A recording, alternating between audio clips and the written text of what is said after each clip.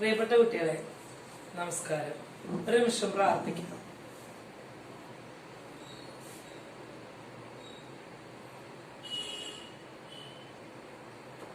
എന്റെ പേര് Sindhu Francis K, saint Thomas HSS Thrissur, മലയാള HST ആണ്. ഇന്ന് ഇവിടെ ടീച്ചർ എടുക്കാൻ പോകുന്നത് 10ാം ക്ലാസ്സുകാരുടെ അടിസ്ഥാന പാഠാവലിയിലെ 1ാമത്തെ യൂണിറ്റിലെ ഭാഗങ്ങളാണ്. ജീവിതം പടർത്തുന്ന വേരുകൾ. കുട്ടി അമ്മയോട് ചോദിച്ചു, ഈ വൃക്ഷങ്ങളൊക്കെ വീഴാതെ നിൽക്കുന്നല്ലോ, അവയ്ക്ക് ഭൂമിയിൽ വേരുണ്ട്, അതുകൊണ്ട് ഉറച്ചു നിൽക്കുന്നു. അമ്മ പറഞ്ഞു. അപ്പോൾ നമ്മുടെ വേരുകളോ? അതും ഈ അമ്മയായ ഭൂമിയിൽ തന്നെ. വേരുകൾ D. വിനയചന്ദ്രൻ. ഭൂമിയെ അമ്മയായി സങ്കല്പിക്കുന്നതിന്റെ ഔചിത്യം ചർച്ച ചെയ്യുക. നമുക്കറിയാം, ഭൂമി ദേവി നമ്മൾ പണ്ട് മുതൽ അമ്മയായിട്ടാണ് സങ്കല്പിക്കുന്നത്. എല്ലാം സഹിക്കുന്ന, എല്ലാം മനുഷ്യമക്കൾക്ക് വേണ്ടി നൽകുന്ന ഒരു അമ്മ, അതാണ് ഭൂമി. ആ ഭൂമിയിൽ നമ്മൾ എന്ത് ചെയ്യണം? നമ്മുടെ വേരുകൾ ഉറപ്പിക്കണം. ഇനി നമുക്ക് പഠിക്കാനുള്ള പാഠം പ്ലാവിലക്കഞ്ഞിയാണ്. തകഴി ശിവശങ്കരപ്പിള്ളയുടെ രണ്ടിടങ്ങഴി എന്ന് പറയുന്ന നോവലിലെ 17ാമത്തെ അധ്യായമാണ് നമുക്ക് പഠിക്കാനുള്ള പ്ലാവിലക്കഞ്ഞി എന്ന് പറയുന്ന പാഠഭാഗം. ഓരോ പുസ്തകത്തിൽ നിന്നും അടർത്തിയെടുക്കുന്ന ചില അധ്യായങ്ങളാണ് നമുക്ക് പഠിക്കാൻ വരിക. ആ അധ്യായങ്ങളുടെ പേര് അങ്ങനെ തന്നെ ആയിക്കൊള്ളണമെന്നില്ല. ടെക്സ്റ്റ് ബുക്ക് കമ്മിറ്റി നിർദ്ദേശിക്കുന്ന ഒരു പേര് ഇടുന്നു എന്ന് മാത്രം. നമുക്ക് തകഴി ശിവശങ്കരപിള്ള ജ്ഞാനപീഠ അവാർഡ് ജേതാവാണ്, നമുക്കറിയാം. അദ്ദേഹത്തിന് എല്ലാവർക്കും അറിയാം. നമുക്ക് വളരെ പരിചിതമായ ഒരു പാട്ടുണ്ട്, അല്ലെ? പെണ്ണാളേ പെണ്ണാളേ കരിമീൻ കണ്ണാളേ പെണ്ണാളേ. കേട്ടിട്ടുണ്ടോ പാട്ട്? ഏത് സിനിമയിലെയാ അറിയോ? ചെറിയൊരു സംശയം ഉണ്ടല്ലേ. വേറൊരു പാട്ടുണ്ടല്ലോ, മാനസ് മൈനേ വരൂ. ഇപ്പൊ കുറച്ചും കൂടി തെളിഞ്ഞു വരുന്നുണ്ടോ? ചെമ്മീൻ എന്ന് പറയുന്ന സിനിമയിലാണ്. ചെമ്മീൻ എന്ന് പറയുന്ന സിനിമയുടെ കഥയ്ക്ക് അടിസ്ഥാനം തകഴിയുടെ ചെമ്മീൻ എന്ന നോവലാണ്. അങ്ങനെ അദ്ദേഹത്തിന്റെ നോവലുകൾ ധാരാളമുണ്ട്. നമ്മള് ഈ പാഠഭാഗങ്ങളിലൂടെ കടന്നു പോകുമ്പോൾ ഭാഷാഭേദങ്ങളാണ് പഠിക്കുക. ടീച്ചർ ഈ പാഠഭാഗം നിങ്ങൾക്ക് വേണ്ടി വായിച്ചു തരികയാണ് ആദ്യം ചെയ്യുന്നത്. പിന്നീട് അത് വിശദീകരിക്കാൻ സാധിക്കുകയുള്ളൂ. അതുകൊണ്ടാണ് തകഴി ശിവശങ്കരപ്പിള്ളയുടെ രണ്ടിടങ്ങഴി എന്ന നോവലിലെ കേന്ദ്ര കഥാപാത്രങ്ങളാണ് കോരനും ചിരുതയും ചാത്തനും. കോരന്റെയും ചിരുതയുടെയും വിവാഹം നടന്നു. വിവാഹ ദിവസത്തിലുണ്ടായ ചില തർക്കങ്ങളാൽ കോരന് സ്വന്തം വീട് ഉപേക്ഷിക്കേണ്ടി വന്നു. തന്റെ സുഹൃത്തായ കുഞ്ഞപ്പിയുടെ കുടിലിനോട് ചേർന്ന് ഒരു ഭാഗം മറച്ചുകെട്ടി താമസിക്കുകയാണ് അവർ. പുഷ്പവേലിൽ ഔസേപ്പ് മുതലാളിയുടെ പാടത്ത് പണിയെടുക്കുന്ന കോരന് കഠിനമായി അധ്വാനിച്ചിട്ടും ഒരു നേരത്തെ ആഹാരത്തിനുള്ള നെല്ലോ പണമോ ലഭിക്കുന്നില്ല. കൊടിയ ദാരിദ്ര്യത്തിലാണ് അവരുടെ ജീവിതം. ആ ജീവിതാവസ്ഥയുടെ ചിത്രീകരണമാണ് പാഠഭാഗം. ഇതില് കുറച്ച് അടിയാളന്മാരുടെ ഭാഷ കടന്നു വരും. ഭാഷാഭേദങ്ങൾ പഠിക്കുമ്പോൾ നമ്മൾ അത് വളരെ ശ്രദ്ധിക്കേണ്ടതുണ്ട്. ഇപ്പൊ ഇതൊന്നും അറിഞ്ഞതില്ലേ പൊന്നാര പൂങ്കുയിലേ. ഏനിതൊന്നും അറിഞ്ഞതേയില്ലേ. നമുക്കറിയാം, അല്ലെ? വളരെ പഴയ അടിമകളായിട്ട് ജീവിക്കുന്ന, കുടിയാന്മാരായിട്ട് ജീവിക്കുന്നവരുടെ ഒരു ഭാഷാ പ്രയോഗമാണ് അത്. ഇവിടെ അത് കർഷകരുടെ, കുട്ടനാട്ടിലെ കർഷകരുടെ ജീവിതത്തെ കുറിച്ചാണ് തകഴി ഇതിൽ പറയുന്നത്. കുട്ടനാട്ടിലെ ആ സ്ഥലത്ത് തകഴി എന്ന് പറയുന്ന സ്ഥലപ്പേരാണ് ശിവശങ്കരപ്പിള്ളയുടെ കൂടെ ചേർന്നിട്ടുള്ള ഈ തകഴി ശിവശങ്കരപ്പിള്ള എന്നുള്ളത്. പ്ലാവിലക്കഞ്ഞി. പുഷ്പവേലിൽ ഔസേപ്പിന് 1 ഏക്കർ നിലം നികത്തി പുരയിടമാക്കാനുണ്ട്. അദ്ദേഹത്തിന്റെ ഇക്കൊല്ലത്തെ ഒരു പ്രധാന ജോലിയാണത്. അദ്ദേഹത്തിന്റെ ഓരോ വേലക്കാരനും ഓരോ വള്ളവും കൊടുത്ത് ആ വലിയ ജോലി ആരംഭിച്ചു. ആദ്യത്തെ ദിവസം കട്ടകുത്തു കഴിഞ്ഞ് കൂലിക്കായി വേലക്കാർ എല്ലാവരും കൂടി പുഷ്പവേലിൽ ചെന്നു. ആളൊന്നുക്ക് 3/4 രൂപ വീതം കൂലി കൊടുത്തു. കോരന് അന്നത്തെ അത്താഴത്തിന് നെല്ല് കൊണ്ടുചെന്നെങ്കിലേയുള്ളൂ. ഒരു മണി അരി അവന്റെ തറയിലില്ല. അവന് നെല്ല് കൂലി കിട്ടിയേ മതിയാകൂ. കോരൻ പറഞ്ഞു, തമ്പ്ര, ഏന് നെല്ല് കൂലി മതി, ചക്രം വേണ്ട. ഒരു വാക്കുകൊണ്ട് ഔസേപ്പ് ആ അപേക്ഷയെ നിഷേധിച്ചു.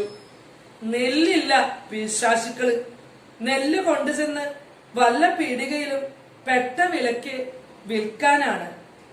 അല്ല തമ്പ്ര, അത്താഴ് കഴിക്കാടിക്ക, പോ പോ. മറ്റു വേലക്കാർ ഒന്നും പറയാതെ വള്ളത്തിൽ കയറി. കോരൻ തന്നെ അവിടെ നിന്നതുകൊണ്ട് എന്തു പ്രയോജനമാണ്? ഒന്നുമില്ല. അവനും പോയി. അന്ന് പാതിരാവരെ കോരൻ ആ ചക്രവും മടിയിലിട്ട് അരി അന്വേഷിച്ച് ഊന്നി നടന്നു. പീടികകളിലും വീടുകളിലും ചെന്ന് ചോദിച്ചു. എല്ലായിടത്തും അരിയുണ്ട്, പക്ഷെ ഇടങ്ങഴി അരിക്ക് 1.5 രൂപ കൊടുക്കണം. ആ വില കൊടുത്ത് എങ്ങനെ വാങ്ങും? വാങ്ങിയാലും 2 നാഴി അരി കൊണ്ട് മതിയാകുമോ? കൈനകരി മുഴുവൻ രാത്രിയിൽ ഊന്നി നടന്നപ്പോൾ രാത്രിയുടെ കൂരിരുട്ടിൽ നടക്കുന്ന ചില വൻ വ്യാപാരങ്ങൾ കോരൻ കണ്ടു. ഒരു വലിയ കൃഷിക്കാരന്റെ വീട്ടിനു മുൻവശം കടവിൽ കപ്പൽ പോലുള്ള 2 വള്ളങ്ങൾ കിടക്കുന്നു. ആ വലിയ വീട്ടിൽ നിന്ന് ചാക്കുകളായി നെല്ല് വള്ളത്തിലേക്ക് പോകുന്നുണ്ട്. അതിൽ ഇടങ്ങഴി നെല്ല് കോരന് കിട്ടിയിരുന്നെങ്കിൽ അവൻ അന്നുച്ചയ്ക്ക് പുഷ്പവേലിൽ നിന്ന് കഞ്ഞി കുടിച്ചു. ചിരുത അന്ന് അരിയിട്ട് തിളപ്പിച്ച വെള്ളം കുടിച്ചിട്ടില്ല. 2 നാഴി അരി കിട്ടിയാൽ അവൾ വല്ലതും കഴിക്കുമായിരുന്നു. ഔസേപ്പ് നെല്ല് കൂലി കൊടുക്കാത്തത് എന്തുകൊണ്ടെന്ന് കോരന് മനസ്സിലായി. നെല്ലിന് നല്ല വിലയുണ്ട്. ഇങ്ങനെ രാത്രിയിൽ അവിടെയും കച്ചവടം നടക്കുന്നുണ്ടാവും. അരി കിട്ടാത്ത നീണ്ട നീണ്ട പട്ടിണിക്കാലം കോരൻ മുൻപിൽ കണ്ടു. ഇങ്ങനെ നെല്ലുവില നിന്നാൽ പുഷ്പവേലിൽ നിന്ന് നെല്ല് കൂലി കിട്ടുകയില്ല, തീർച്ച. രാത്രിയിൽ നടക്കുന്ന വ്യാപാരത്തെ പരസ്യപ്പെടുത്തിയാൽ എന്ത്? നെല്ല് കൂലി കിട്ടിയില്ലെങ്കിൽ ജോലിക്ക് പോകാതിരുന്നാൽ എന്ത്? കോരൻ ചിന്തിച്ചു. അവന്റെ കൂട്ടുകാരെ എല്ലാം അവൻ അറിയാം. അവർ ജോലിക്ക് പോകും. അവൻ ഒറ്റപ്പെടും. പാതിരാക്ക് ശേഷം 6 അണ കൊടുത്തു വാങ്ങിയ നാഴി അരിയും 4 ചക്രത്തിന് കപ്പയുമായി കോരൻ കൊട്ടിലിൽ ചെന്നു. ചിരുത ഉറങ്ങിയിരുന്നില്ല. കതക് ഭദ്രമായി അടച്ചുകെട്ടി അവൾ അകത്തിരിക്കുകയാണ്.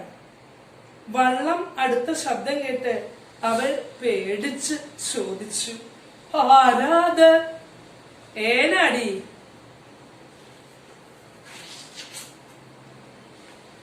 അവൾക്ക് ആൾ മനസ്സിലായി. അവൾ ചെറ്റ തുറന്നു.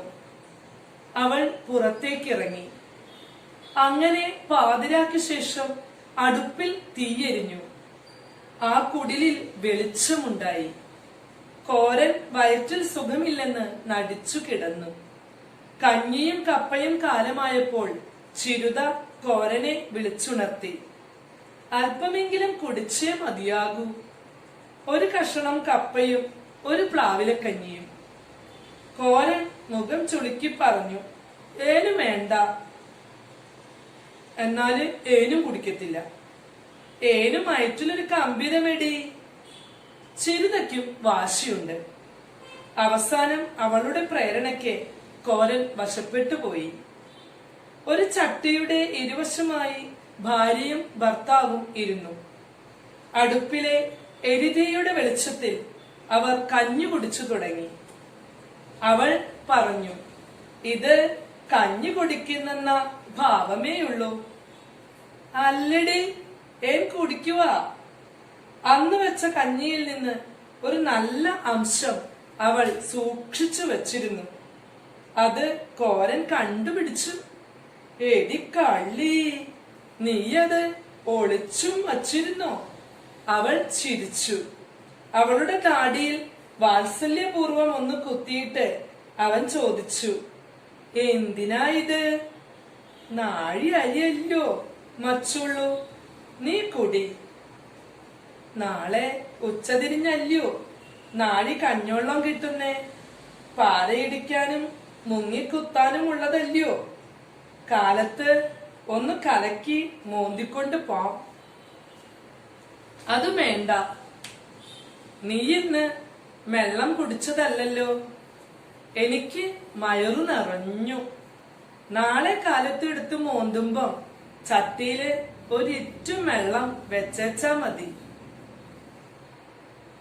ഏഴരക്കോഴി കൂവി. വയറു നിറഞ്ഞില്ലെങ്കിലും അവർ ഉറങ്ങി. അവന്റെ ബലിഷ്ഠമായ ശരീരത്തോട് ചേർന്ന് കിടന്നപ്പോൾ പേടി കൂടാതെ അവൾക്ക് ഉറങ്ങാൻ കഴിഞ്ഞു. പിറ്റേന്ന് കാലത്ത് ആ നാഴി കഞ്ഞിവെള്ളവും 4 കഷണം കപ്പയും ഒരു വഴക്കിന് കാരണമായി. അവൻ അപ്പടി കഴിച്ചെന്ന് വെച്ചല്ല, അവൾ ഒട്ടും കഴിക്കാത്തതിനാൽ. അന്നും നെല്ലിനു വേണ്ടി അവൻ വാദിച്ചു. 1 രൂപ അവന് കൂലി കിട്ടി. എവിടേക്കോ നടന്ന് 2 നാഴി അരിയും കപ്പയും വാങ്ങി കോരൻ തിരിച്ചു വന്നപ്പോൾ അവന്റെ കുടിലിൽ ഒരു സംസാരം കേൾക്കാം. അത് അവന്റെ അപ്പനായിരുന്നു. പിണങ്ങി അവനെ കൈവെടിഞ്ഞ അച്ഛൻ. ആൾ കണ്ടാൽ അറിയുകയില്ല. മണ്ണെണ്ണ വിളക്കിന്റെ വെളിച്ചത്തിലിരുന്ന് അയാൾ ചിരുതയുമായി സംസാരിക്കുകയാണ്. അവളെ മോളെ എന്ന് വിളിക്കുന്നത് കോരൻ കേട്ടു. അത് കണ്ണു തണുപ്പിക്കുന്ന ഒരു കാഴ്ച തന്നെയായിരുന്നു. അയ്യോ അപ്പോ എന്ന് വിളിച്ചുകൊണ്ട് കോരൻ അകത്തു കയറി. മോനെ. അപ്പനും മകനും പരസ്പരം കെട്ടിപ്പിടിച്ചു. ആ കാഴ്ച നോക്കി നിന്ന് ചിരുത ആനന്ദിച്ചു. വൃദ്ധൻ ശരീരമാകെ നീർക്കോൾ കൊണ്ട് വിങ്ങി വിളറിയിരുന്നു. എഴുന്നേൽക്കാൻ വയ്യ. പുത്രനെ കണ്ട ആവേശത്തിന് എഴുന്നേറ്റു പോയതാണ്. കാൽ തളർന്നു വീഴാൻ തുടങ്ങിയ പിതാവിനെ താങ്ങിക്കൊണ്ട് കോരൻ ചോദിച്ചു, എന്നാ അച്ഛാ ഇത്? മേലൊക്കെ നീരോ? ആ മോനെ, ഇനി അധിക നാളൊന്നുമില്ല. കോരൻ പിതാവിനെ താങ്ങി താഴത്തിരുത്തി. വൃദ്ധൻ തുടർന്നു. അരിയിട്ടു തിളപ്പിച്ച വെള്ളം കുടിച്ചിട്ട് ദിവസം 10 കപ്പ തന്നെ കപ്പ. അതാ ഈ വളർച്ച. അവിടെ എങ്ങും നെല്ല് കണി കാണാനില്ല. ഉള്ളോൻ വെളി കാണിക്കത്തില്ല. രാത്രിയില് 7 രൂപയ വില. അഴിഞ്ഞുപോയ തോർത്ത് വൃദ്ധൻ ഉടുത്തു. പിതാവിനെ നോക്കിക്കൊണ്ടിരിക്കവേ കോരന്റെ കണ്ണുകൾ നിറഞ്ഞു. എങ്ങനെ ഇരുന്ന ആളാണത്? നിറഞ്ഞ ആരോഗ്യവും ആനയുടെ കരുത്തുമുണ്ടായിരുന്നു. ഇന്ന് എഴുന്നേറ്റ് നിൽക്കാൻ പോലും കരുത്തില്ല. അപരാധബോധം കോരന്റെ ഹൃദയത്തെ നോവിച്ചു. വൃദ്ധനെ തകഴിയിൽ തനിച്ചിട്ട് താൻ തന്റെ സുഖം തേടി പെണ്ണുമായി മറുനാട്ടിൽ പോന്നു. അതെന്തൊരു അക്ഷന്തവ്യമായ അപരാധമാണ്.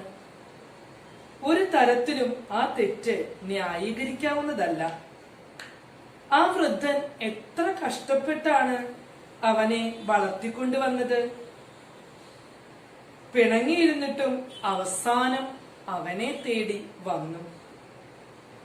അതെ, മറ്റാരുണ്ട് അയാൾക്ക്? ഒരു നിശ്ചയം ചെയ്താൽ അതിൽ നിന്ന് അണുവിട പിന്മാറുന്ന പ്രകൃതക്കാരനായിരുന്നില്ല ആ വൃദ്ധൻ ചെറുപ്പത്തിൽ. ഒരുപക്ഷെ അവന്റെ കൂടെ താമസിച്ചിരുന്നെങ്കിൽ വൃദ്ധൻ ഇങ്ങനെ ആയിപ്പോകുമായിരുന്നില്ല. ഈ നിലയിൽ നിന്ന് എഴുന്നേറ്റ് ഇനിയും പുഞ്ചപ്പാടത്തിന്റെ വരമ്പിൽ കൂടി വൃദ്ധൻ നടക്കുകയുണ്ടാകയില്ലെന്ന് നിശ്ചയമായിരുന്നു. ഒരു പുറവേലിയിൽ നിന്നുകൊണ്ട് പാടശേഖരത്തിന്റെ അങ്ങേ പുറവേലിയിൽ നിൽക്കുന്ന മറ്റൊരു പറയനെ ഇനി കൂകി വിളിച്ച് വിളി കേൾപ്പിക്കുകയുമില്ല. ആ ശ്വാസകോശത്തിന് ഇനി ആ ശക്തിയില്ല. അവസാനത്തെ നാളുകൾ പോക്കുവാൻ തപ്പിത്തടഞ്ഞെത്തിയിരിക്കുകയാണ്. അരിയിട്ടു തിളപ്പിച്ച കഞ്ഞി കുടിക്കണം. അവസാനത്തെ ആഗ്രഹം. ആണ്ടോടാണ്ട് 10,000 നിലം കൃഷിയുണ്ടായിരുന്ന ഒരു കൃഷിക്കാരന്റെ വേലക്കാരനായിട്ട് 8 വയസ്സിൽ കൂടിയതാണ് അയാൾ. അതിനുശേഷം ആ കൃഷിക്കാരൻ കോടീശ്വരനാവുകയും ക്ഷയിക്കുകയും പിന്നെയും ഉയരുകയും ചെയ്തു. എത്ര കോടി പറ നെല്ല് അയാൾ ഈ 62 വയസ്സിനിടയിൽ ഉണ്ടാക്കിയിരിക്കുന്നു. എത്ര നെല്ല് കൊയ്തു മെതിച്ചു. എത്ര കോടി ഉദരങ്ങൾ ഈ വൃദ്ധന്റെ പ്രയത്നഫലം കൊണ്ട് നിറഞ്ഞിരിക്കുന്നു.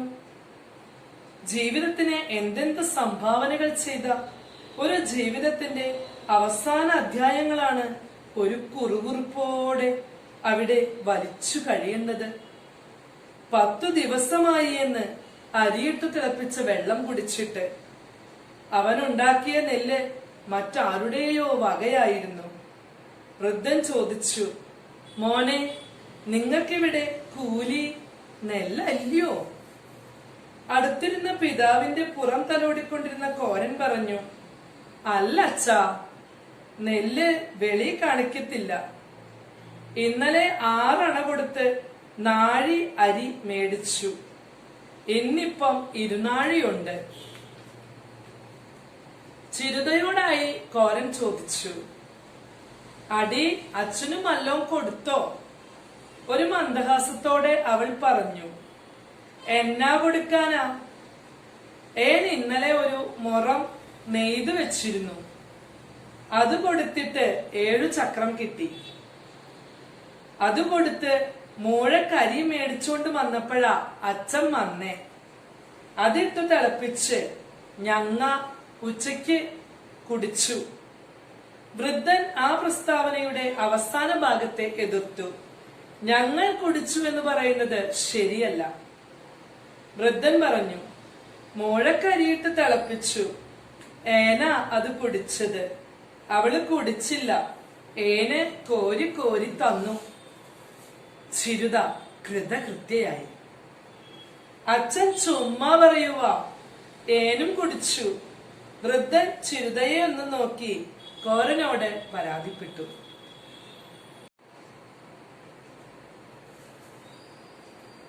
എന്റെ മോനെ, എങ്ങനെ കൊഴുത്ത് ചക്കുംകുറ്റി പോലിരുന്ന ക്രാത്തിയ. ഇപ്പം എല്ലാം തെളിഞ്ഞു. ആ കുറ്റം കോരൻ ഏറ്റു. അത് ശരിയാണ്. കല്യാണത്തിന് മുൻപ് അവൾ കടിച്ചു കൊഴുത്തിരുന്നതാണ്.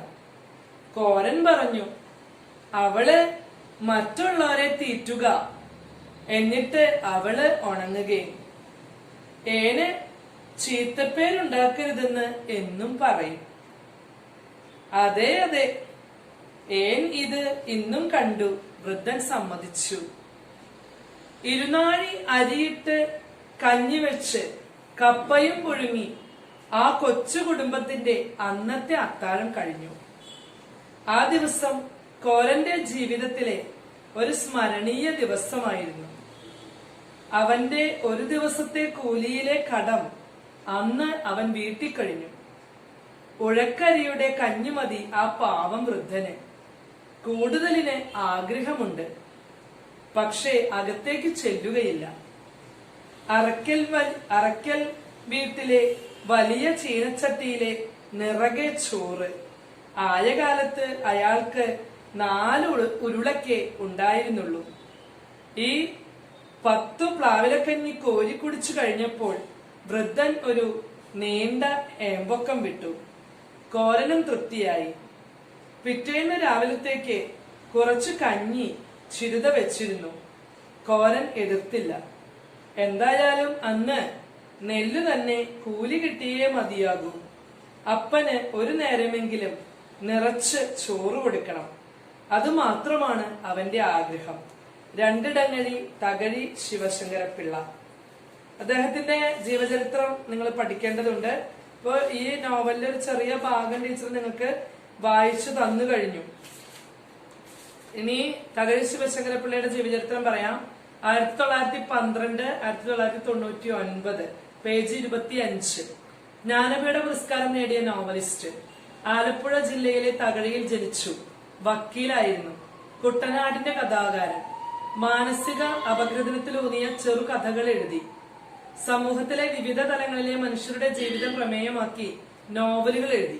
ഇനി പറയുന്ന ഭാഗം ഭാഷാഭേദങ്ങൾ എന്തെന്ന് ചോദിക്കുമ്പോൾ നിങ്ങൾ ഉത്തരമായിട്ട് പറയേണ്ട ഭാഗം കൂടിയാണ്.